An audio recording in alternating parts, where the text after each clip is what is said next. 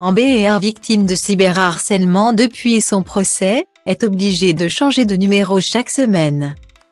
Le dimanche 12 février 2023, France 5 diffusait le documentaire L'entreprise du mensonge traitant des attaques en ligne subies par Amber lors de son procès avec Johnny Depp, au point où elle a dû prendre des décisions radicales. Une vague de haine que personne ne supporterait.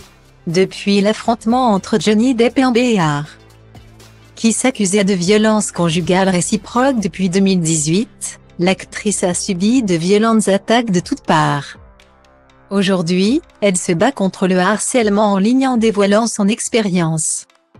Le documentaire L'entreprise du mensonge diffusé sur France 5 ce dimanche 12 février 2023 a mis en lumière ce cyberharcèlement de masse, venant du monde entier, et subi par Amber.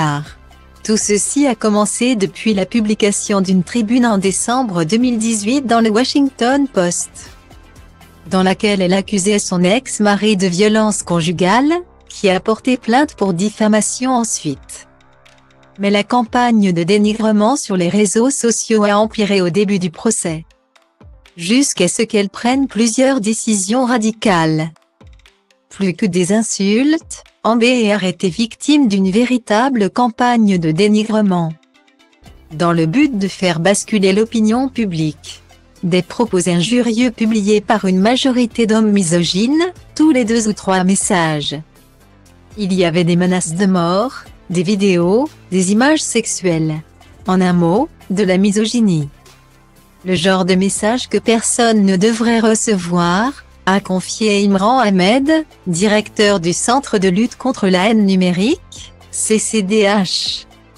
Au final, Amber a dû changer de numéro de téléphone chaque semaine parce qu'elle recevait des menaces de mort. En dévoilant cela, elle montre à quel point ça a été difficile pour elle qu'on ne la croie pas et qu'on s'en prenne à elle. Explique Lisa Bloom, avocate spécialiste des violences conjugales et sexuelles. Interviewée par nos confrères. Ce harcèlement a duré jusqu'à ce qu'elle prenne une autre décision, celle de fermer son compte Twitter en novembre 2022. Sans prévenir quiconque. Enfin, l'actrice, qui a renoncé à faire appel, s'est également exilée en Espagne, seule avec sa fille, pour entamer une nouvelle vie.